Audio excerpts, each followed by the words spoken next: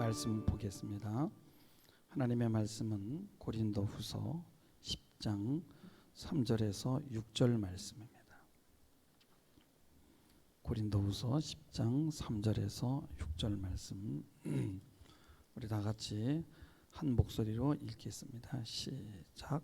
우리가 육신으로 행하나 육신에 따라 싸우지 아니하노니 우리의 싸우는 무기는 육신에 속한 것이 아니요 오직 어떤 견고한 진도 무너뜨리는 하나님의 능력이라. 모든 이론을 무너뜨리며 하나님 아는 것을 대적하여 높아진 것을 다 무너뜨리고 모든 생각을 사로잡아 그리스도에게 복종하게 하니 너희의 복종이 온전하게 될 때 모든 복종하지 않는 것을 벌하려고 준비하는 중에 있노라. 아멘. 아멘. 여러분 오늘도 승리하셨습니다. 코로나 이제 다시 이제 4차 대유행이 시작되는 것 같아요. 그래서 우리가 정말 협조를 해야 될 것 같아요. 만약에 이게 컨트롤이 안 될 정도로 이제 이렇게 번지게 되면은 이제 심각한 그런 상황에 직면하게 됩니다. 참 하나님의 뜻이 어디에 있는지 저희는 정확히 모르죠. 그렇지만 중요한 것은 우리 인간의 탐욕으로 인해 온 것이고 분명한 것은 우리가 회개해야 하는 것은 사실인 것 같아요. 근데 또 중요한 것은 뭐냐면 우리가 정말 또 이런 코로나 바이러스 이런 팬데믹을 통해서 여러 가지 예배 형태들이 바뀌고 또 하나님이 우리에게 주시는 그런 특별한 그런 메시지가 있는 것 같아요. 아무리 어떤 그 원인에 의해서든 예배가 방해된다 할지라도 우리는 신앙을 잃지 않는, 그리고 그것을 거슬러 올라갈 수 있는 그런 면역력을 우리가 가져야 될 줄 믿습니다. 그래서 우리가 이제 2주간 우리가 비대면 예배지만은 유튜브로 여러분들 이제 각자의 초조해서 주일날은 예배를 그렇게 드리게 되고요. 한 번 합니다. 그리고 이제 2주간인데 이제 수요일과 금요 기도회는 줌으로다가 이제 그렇게 해서 예배를 드리도록 하겠습니다. 무슨 성경을 읽던 성경을 공부하던 방법은 많아요. 우리가 주눅들 이유가 없고 우리의 신앙은 계속 물살을 거슬러서 올라가야 되는 생명 본능. 그러니까 죽음 본능이 이렇게 충만해서 자꾸 이렇게 내려가는 게 아니라 우리는 어떤 우리 반대의 어떤 우리를 방해하는 어떤 반대에 직면할지라도 우리는 거슬러 올라가야 될 줄 믿습니다. 아멘. 감사합니다. 옛날 제가 다니던 그 단월이라는 동네, 저희 성도들도 많이 가봤죠.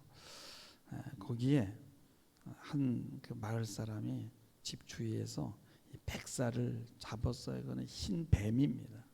그래서 그것은 일반적이지가 않아요. 일종의 돌연변이인데 그 전설에 그걸 먹으면은 진짜 이 엄청난 그런 병이 낫는다는 어떤 그런 이야기들이 있어요. 그래서 이분이 그것을 팔아가지고 참 큰 목돈을 마련을 했습니다. 근데 이제 문제는 뭐냐면 이분이 거의 이제 그 다음부터는 일을 하지 않고 맨날 그 흰 뱀을 찾으러 다니는 겁니다. 그러다가 농사짓기도 싫은 거예요. 농사 져가지고 해봐야 고생만 하고 돈이 안 되니까 그러다가 결국은 이제 불행한 삶으로 그의 인생을 마감했습니다. 우리가 초자연의 역사를 경험하게 되면은 현실적인 삶을 살아가는데 어려움을 겪게 되는 거예요. 로또가 좋습니다. 저도 로또 사고 싶고요. 또 요즘에는 그 확률로 맞히는 기계까지 있는데, 근데 문제는 뭐냐면 이게 한번 당첨되면은 이 삶이 망가지게 되는 것이 문제라는 거예요. 계속 어떤 그런 대박을 찾아다니게 되니까. 우리는 여러분 이 두세 개의 삶이다 뭐냐면은 이성과 상식이 지배하는, 그리고 과학이 지배하는 이런 현실적인 세계. 우리는 여기서 우리의 몸을 가지고 살아내야 되는 것이고, 그 다음에 우리가 종종 이 백사를 잡은 사람처럼 이 육신을 넘어서는 초자연의 그런 경험을 할 수도 있어요. 이런 세계가 분명히 있습니다. 근데 이런 세계들은 종종 있는 것이고, 문제는 이 기적들이 우리의 현실을 무너뜨릴 수 있다는 거예요. 이 초자연의 역사는 항상 나타나는 것도 아니고, 그저 한 번 맛본 사람은 삶이 피폐해진다는 것이 문제예요. 저번에 그 기적이 일어났었는데 왜 이제는 안 일어나지? 지금 하나님이 혹시 나를 버린 게 아닌가? 그리고 자신이 당한 그 복잡한 문제가 한 번에 쫙 마술처럼 해결되어야만 하나님이 자신을 사랑한다라고 생각하는 거예요. 그런 분들이 실제 저에게 와서 기도를 요청합니다. 목사님 기도 많이 하시지 않습니까? 그 기도의 능력으로 내 삶을 좀 기적처럼 바꿔주세요. 근데 그분은 초신자가 아니라 이미 신앙의 연조가 너무 오래된 사람이에요. 또 상담을 하다가도 갑자기 무릎을 꿇고 기도해 달라고 해요. 기도해서 기적을 베풀어 달라는 거예요. 여러분, 베드로가 바다에서 밤새도록 고기를 잡았어요. 근데 한 마리도 잡지 못하고 허탈한 심정으로 돌아와서 그물을 정리하고 있었어요. 그때 주님께서 내 그물을 배 오른편에 던지라고 하지 않습니까? 이 바다에서 이 잔뼈가 굵은 베드로에게 그런 말도 안 되는 이야기를 그렇게 자신 있게, 그것도 지금 배가 거의 지금 육지에 가까이다 대놓고 있는 거 아닙니까? 근데 그렇게 당당하게 얘기하는 사람을 만나보지 못했어요. 그러니까 그럼 제가 한번 말씀에 의지해서 시도해 보지요 하고 그물을 던졌어요. 근데 그 그물에 고기가 찢어질 정도로 올라온 거예요. 이것을 경험한 후에 베드로는 주님 앞에 무릎을 꿇습니다. 그리고 저를 떠나소서, 저는 죄인입니다라고 고백하는 거예요. 하나님이 이런 초자연적인 역사를 통해서 베드로의 생각과 경험의 한계를 깨닫게 합니다. 근데 베드로의 반응이 좀 이상하잖아요. 베드로는 이 기적을 통해서 물고기가 많이 잡힌 것을 본 것이 아니라 자신을 보는 거예요. 바닷속을 살피시는 주님이라면은 내 마음속에 숨겨놓은 아무리 깊고 은밀한 것이라도 그것을 훤히 다 보시는 분이라는 것이 동시에 온 거예요. 그래서 저는 죄인입니다, 저를 떠나소서 고백하지 않을 수 없었던 것이에요. 종종 기적이 나타나는 것은 내 생각 안에, 내 육체 안에 갇혀있는 내 자신의 한계를 보여주기 위한 것이에요. 초자연적인 역사는 나의 한계를 깨닫기 위한 도구입니다. 그런데 이런 깨달음이 아니라 계속 눈에 보이는 어떤 기적을 구한다면 그 인생은 망한 인생이 되는 거예요. 기적이 계속 일어나지 않는 이유는 바로 우리를 살리기 위한 방편일 수 있는 것이에요. 초자연의 역사는 일생에 한 번 정도 나타나면 되는 거예요. 안 나타날 수도 있고 한 번 정도만 나타나도 대단한 것입니다. 너무 자주 나타나면 영적 교만에 빠지게 되고 자신은 특별한 사람이고 특별한 은사가 있다고 생각하거나 아니면은 그것이 하나님 것이 아니라 자기 것이라고 생각하게 돼요. 중요한 것은 주님의 말씀대로 사는 것이 더 옳은 길이라는 것을 깨닫는 거예요. 지금 기적이 일어나지 않아도, 지금 힘이 들어도 이 길이 감사한 것이고 지금 이것이 옳다라는 것을 아는 것이에요. 그래서 모든 생각을 사로잡아 그리스도에게 복종하게 하는 삶을 사는 거예요. 사도 바울이 경험을 얘기하는 거예요. 사도 바울이 다메섹에 가다가 기적적으로 주님을 만나고 주님의 음성을 듣게 되잖아요. 그도 그 이후로는 자신을 볼 수 있었던 거예요. 자신이 죄인이라는 것을 깨달을 수 있었던 거예요. 베드로가 물고기가 많이 잡혀 번성하기 때문이 아니라 보이지 않는 또 다른 차원의 세계가 있다는 것을 깨닫고 그것을 위해 헌신하는 삶이 아름다운 삶이고 참된 것이라는 것을 알았어요. 무엇보다 하나님을 아는 것을 대적하여 높아진 것을 다 내려놓고 모든 생각을 사로잡아 그리스도에게 복종하는 것, 이것이 복된 삶입니다. 많은 사람들은 현실을 이성과 상식으로 살지 못해요. 그렇다고 초자연적인 세계, 기적의 세계를 원하지만 그것도 경험을 못해요. 문제는 모든 생각을 사로잡아 그리스도에게 복종하는 것은 더더욱 못해요. 이런 사람들은 정말 불행한 것입니다. 단지 눈에 보이는 욕망만을 쫓아가는 거예요.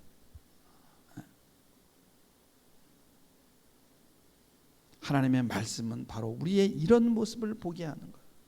오직 보이는 것만을 위해서 사는 우리의 욕망이 얼마나 부끄러운가, 그것을 깨닫게 하는 것이고, 우리는 말씀을 통해서 그것을 보아야 될 줄 믿습니다. 과거 하나님의 은혜가 임할 때 저도 산에서 손을 들고 기도하니까 손에서 막 불이 들어옵니다. 이 제 몸이 정상이 아니에요. 그때 저는 깨달았어요.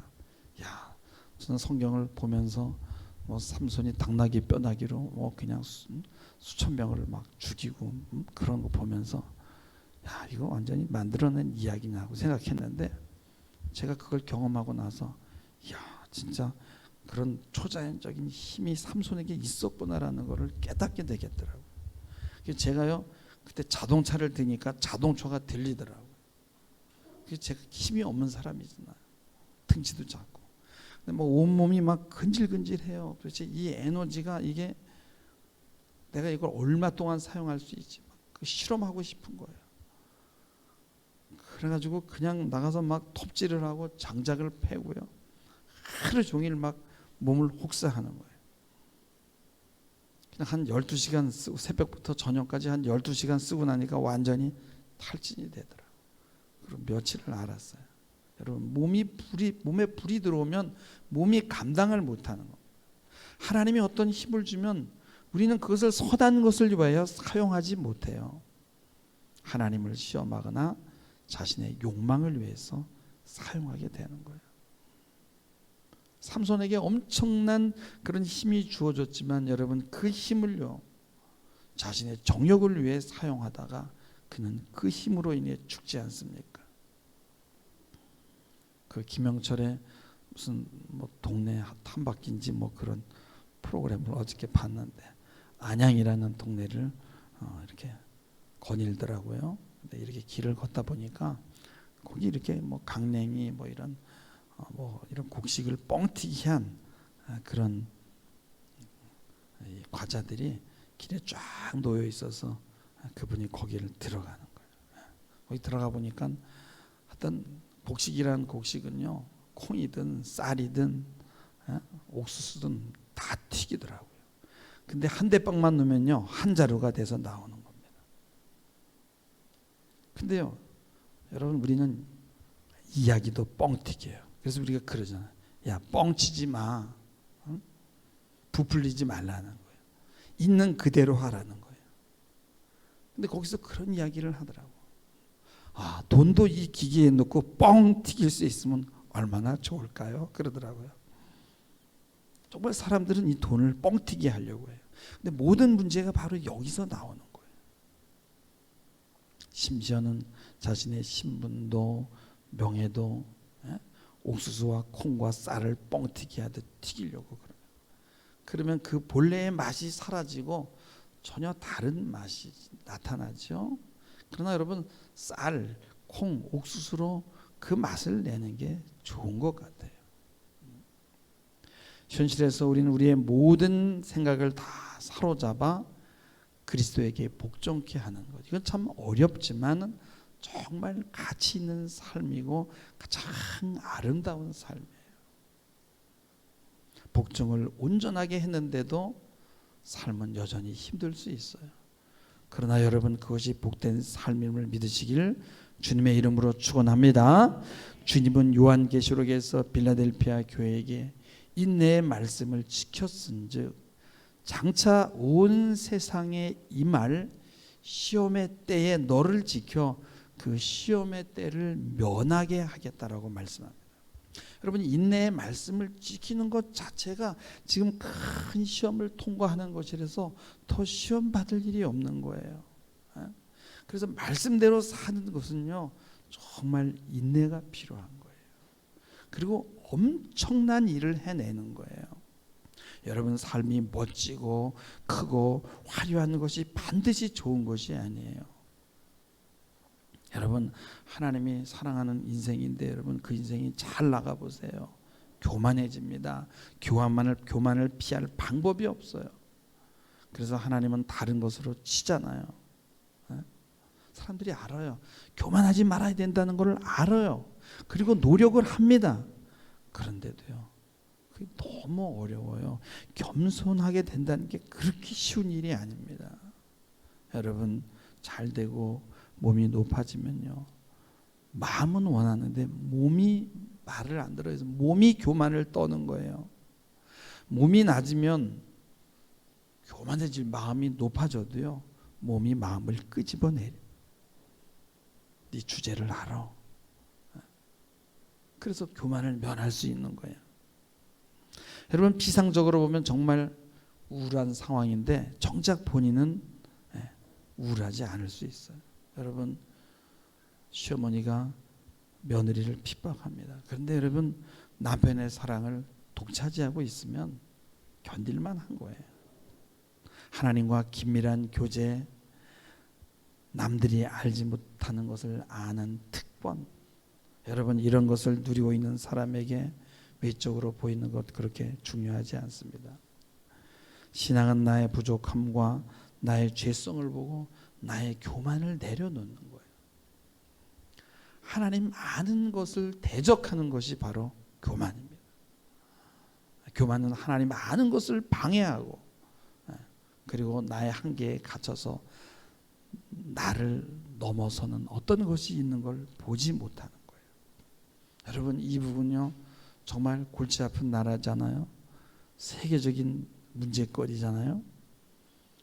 그 나라는요, 고대 국가처럼 모든 국민들은 인권이 없고 권력을 잡은 소수의 사람을 위해서 노예처럼 존재합니다.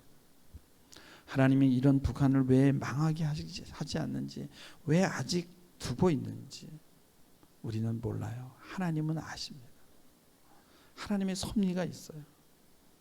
중요한 것은 이북도 이북이지만 우리가 먼저 우리 자신을 살펴야 된다는 거예요. 경제가 올라가고 그런 으로 인해서 방탕하고 음란하고 교만해진 우리의 삶을 돌아봐야 돼요. 우리는 이렇게 생각할 수 있어요. 저 사람이 문제야. 왜 저 사람을 가만히 둡니까? 그러나 여러분, 가늠한 여인을 돌로 칠 수 있는 자격 있는 사람이 어디 있겠어요? 나를 봐야 된다는 거예요. 오늘 말씀 6절에 보면은 너희의 복종이 온전하게 될 때에 모든 복종하지 않는 것을 벌하려고 준비하는 중에 있노라 말씀해요. 하나님이 원하시는 것은 우리의 복종이 온전하게 되는 거예요. 내가 온전히 복종하면 그때 심판이 이루어지는 거예요. 나 때문에 모든 심판이 보류되고 있어요. 하나님은 사실은 나를 참고 나를 기다리고 있는 거예요. 저 사람이 문제가 아니라 내가 문제인 거예요. 나를 사랑하기 때문에 나를 구원하시려고 내가 변하기를 기다리고 계신다는 거예요. 나를 바꾸면 세상이 다르게 보이고 사람들이 다르게 보이는 거예요. 내가 삐끗하면 하나님 도대체 왜 나만 가지고 그럽니까? 여러분, 나를 바꾸는 것이 신앙이고 믿음인 줄 아시길 주님의 이름으로 부탁을 드립니다. 내 문제입니다. 나만 바뀌면 내 배우자가 바뀌고 내 자녀가 바뀌는 거예요. 전 여러분을 바꾸려고 할 필요 없이 끊임없이 기도하며 나를 바꿔야 돼요.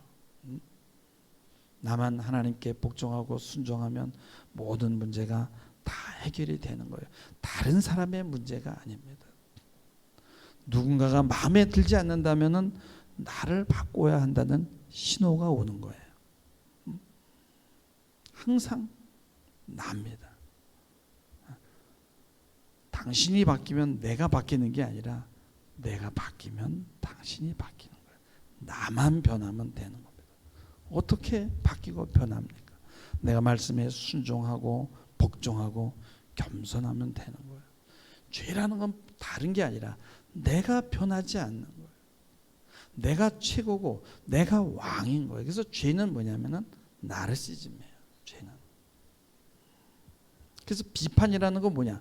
나를 바꾸는 것이 아니라 내가 상대와 세상을 바꾸려고 하기 때문에 나오는 것이 바로 비판이라는 거예요. 그래서 사람들 모이기만 하면 한국 교회를 많이 비판합니다. 한국 교회에 이제는 자정 능력이 없어. 외부에서 압력이 들어가지 않으면 이제 희망이 없어. 뭐 이런 얘기하죠.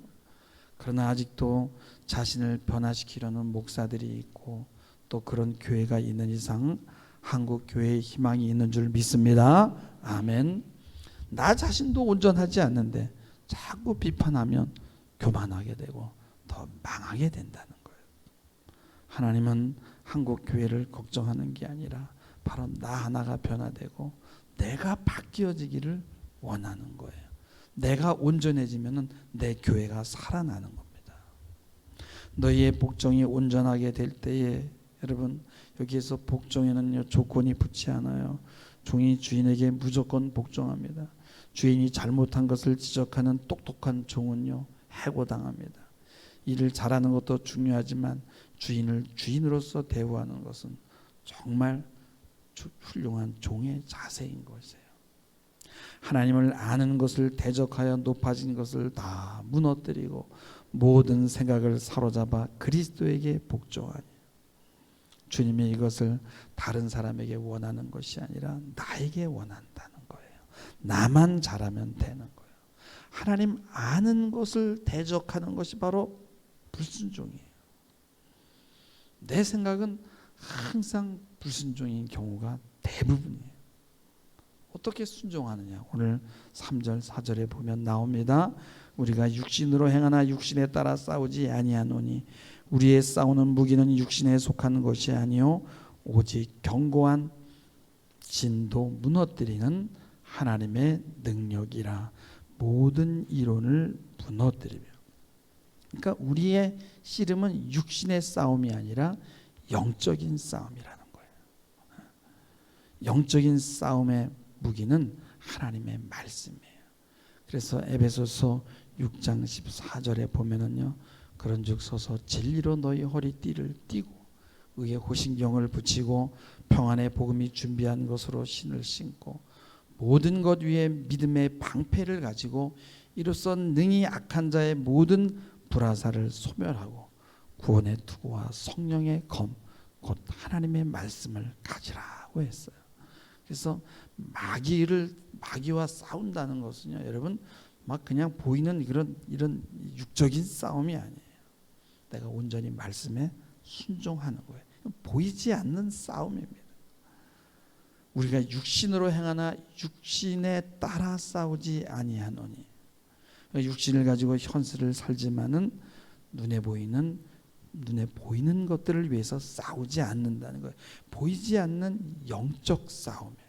그래서 거기에는 말씀이 필요한 거예요. 4절에 보면은 우리의 싸우는 무기는 뭐냐면 견고한 진을 무너뜨리는 하나님의 능력이고 모든 이론을 무너뜨린다고 했어요. 이 견고한 진은 하나님을 대적하는 세상의 모든 이론과 또 학문과 세상적인 가치관이겠죠.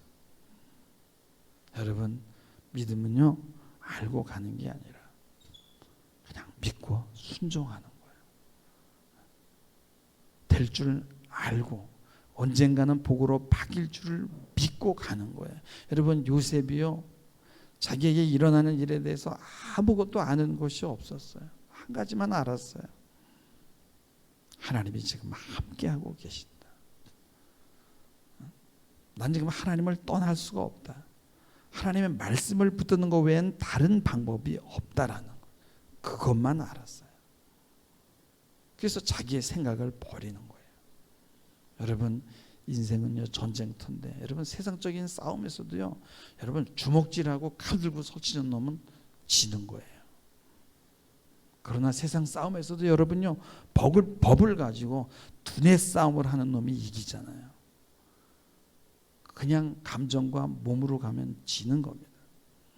여러분, 내 생각을 내려놓고 하나님 말씀에 대하여 순종하고 내가 변화해야 될 줄 믿습니다. 그럼 내가 변하는 것이 바로 싸움을 이기는 방법이다. 이제는 육적 싸움을 포기하고 무릎을 꿇고 기도하고 하나님 말씀에 순종해야 될 줄 믿습니다. 아직 난 아니야. 아직 난 힘이 있어. 난 아직 젊어.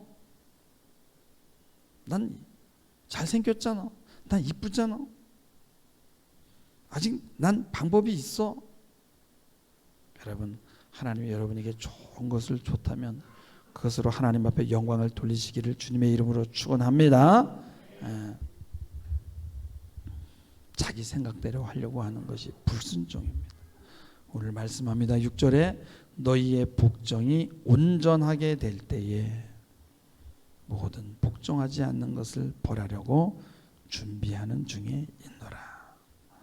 내가 말씀대로 살지 않고 내가 하나님 말씀에 불순종하기 때문에 모든 것이 지금 보류되고 있어요. 나만 변하면 되는 거예요.